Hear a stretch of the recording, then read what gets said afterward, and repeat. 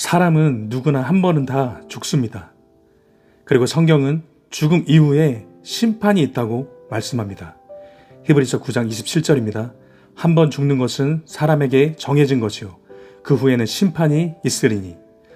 만일 이 믿음을 전제로 한다면 가장 어리석은 사람은 바로 이런 사람일 것입니다. 어차피 한 번 죽을 거면서도 그 죽음을 준비하지 않는 사람일 것입니다. 인생이 마치 영원하기라도 한 것처럼 대책 없이 살아가는 인생이야말로 가장 어리석은 인생일 것입니다.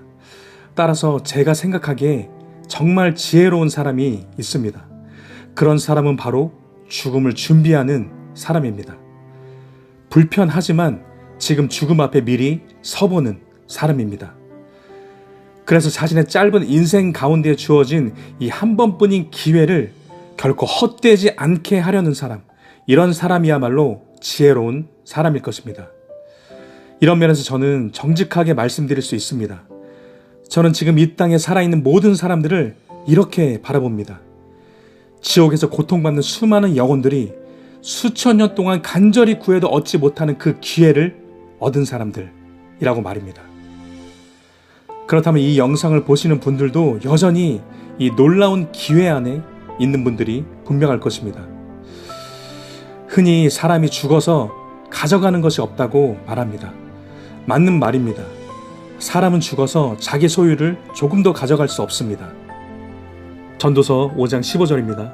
그가 모태에서 벌거벗고 나왔은즉 그가 나온 대로 돌아가고 수고하여 얻은 것을 아무것도 자기 손에 가지고 가지 못하리니. 그런데 사람이 죽어서 가져가는 것이 하나 있습니다. 그것은 바로 자기 존재입니다. 자기 존재. 만약 사람이 죽어서 자기 존재까지 다 소멸된다면 전혀 행복이나 고통을 느끼지 못할 것입니다. 하지만 천국과 지옥의 모든 것을 선명하게 보고 듣고 느낄 수 있는 자기 존재만큼은 죽어서도 함께 가져간다는 것입니다. 그래서 사람은 누구나 자신의 소유나 일보다 자신의 존재에 관심을 가져야 합니다. 장차 자신의 존재를 어디서 보낼 것인지, 또 그 존재로 영원한 고통과 영원한 행복 중 어떤 것을 느끼며 살아갈지는 지금 자기 존재에 대한 관심에서부터 시작될 것입니다. 언젠가 제가 존경하는 목사님께서 이런 말씀을 하신 적이 있습니다. 천국만 있다면 복음을 전하지 않을 것입니다. 지옥이 있기 때문에 복음을 전하는 것입니다. 환자들 중에도 화상 입은 환자의 고통이 가장 끔찍합니다. 그런데 화상의 고통과는 비교도 할 수 없는 것이 지옥의 고통입니다. 그 영원한 지옥불의 고통만큼은 피해야 하기 때문에 복음을 전하는 것입니다. 물론 많은 사람들이 지옥 같은 것은 없다고 말합니다. 그런데요, 어차피 지옥이 없다고 증명된 적도 없지 않습니까? 영향력 있는 목사이자 신학자였던 트라이언 에드워드는 그런 사람들을 향해 말했습니다. 지옥은 너무 늦게 본 진실이다.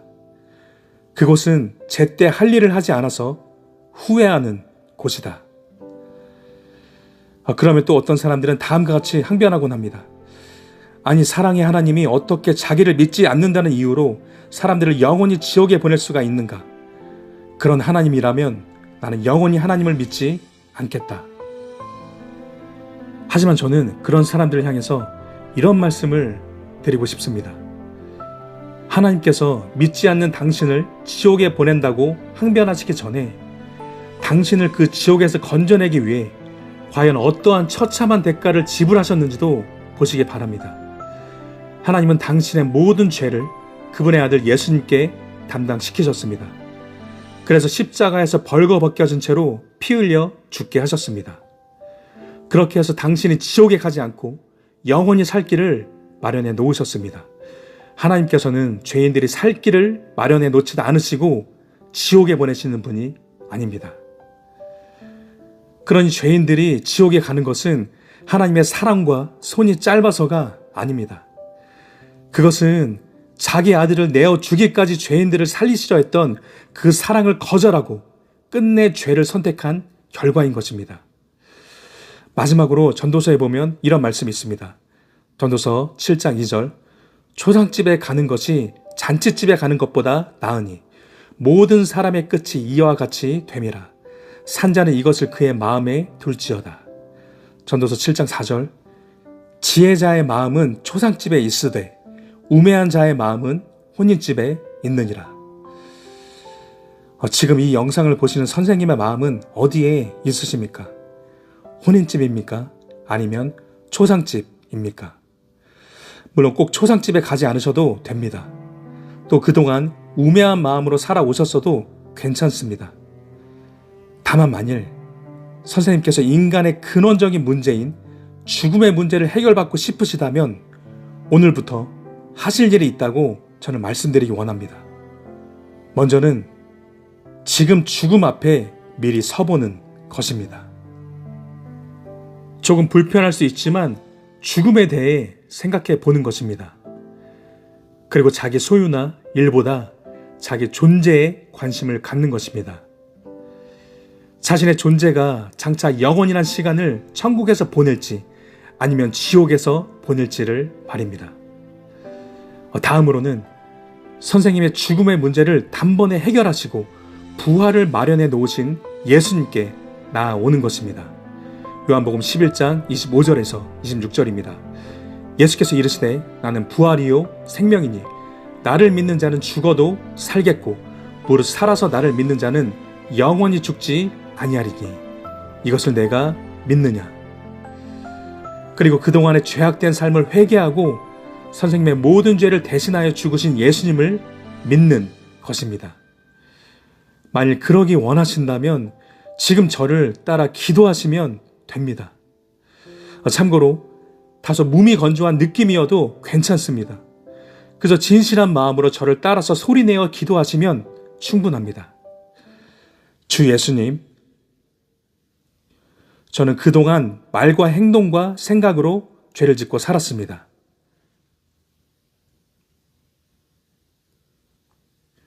그러니 저는 저의 죄 때문에 심판받고 지옥에 갈 수밖에 없는 죄인입니다.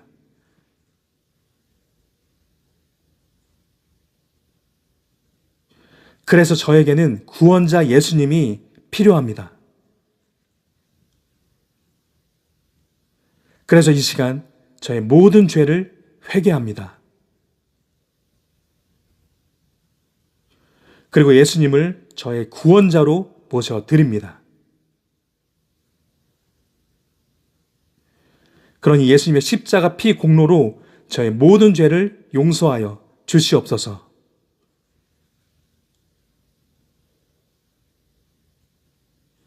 또한 주 예수님, 예수님을 저의 구원자뿐 아니라 저의 왕으로 모셔드립니다.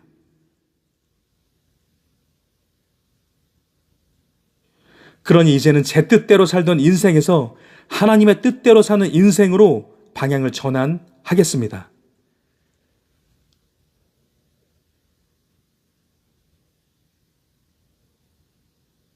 그러니 제 삶을 다스려 주시고 인도하시고 보호하여 주시옵소서.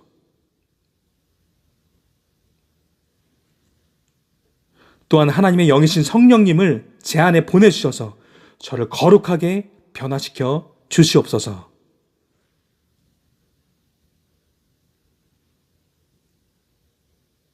그리고 그 가운데 연약하여서 죄를 지을 때는 죄를 숨기지 않고 자백하며 회개하겠습니다.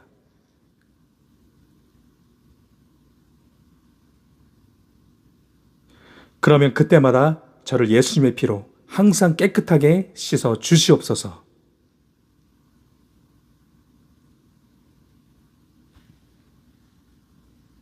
이제 하나님께서 저의 아버지가 되어주신 것을 믿습니다. 또한 제가 심판의 날 하나님의 진노에서 면제되어 하나님의 자녀로서 서게 될 것을 믿습니다.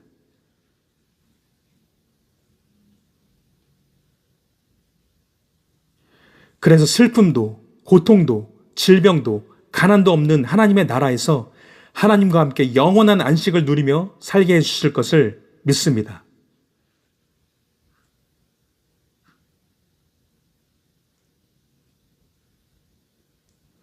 저를 용서하시고 하나님의 자녀로 삼아주신 그 놀라운 사랑과 은혜에 감사드립니다.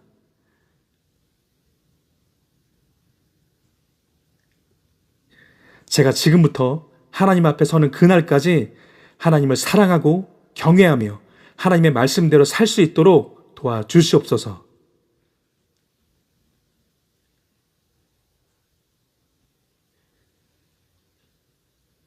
예수님의 이름으로 기도합니다. 아멘. 주님 안에서 진심으로 축하드립니다. 과거에 선생님의 죄가 아무리 크고 많았을지라도 상관없습니다. 방금 진실하게 기도를 따라 하셨다면, 그리고 그대로 되기를 원하신다면 선생님께서는 하나님의 자녀가 되셨습니다. 이것이 너무 놀라운 은혜이면서도 너무 간단하니까 실감이 잘 안 나실 수도 있습니다. 하지만 구원은 바로 그런 것입니다. 값없이 주시는 하나님의 선물인 것입니다. 예수님께서 십자가에서 다 갚을 수 없는 값을 이미 완벽하게 다 지불하셨기 때문입니다. 그리고 이후로 하나님과 동행하시면서 하나님께서 기뻐하시는 모습으로 점점 성장하시면 됩니다. 그러니 아무쪼록 믿을 만한 교회에 잘 등록하셔서 신앙생활을 잘 하시기 바랍니다. 그리고 하나님 앞에 영광스럽게 서게 되시기를 예수님의 이름으로 축복합니다.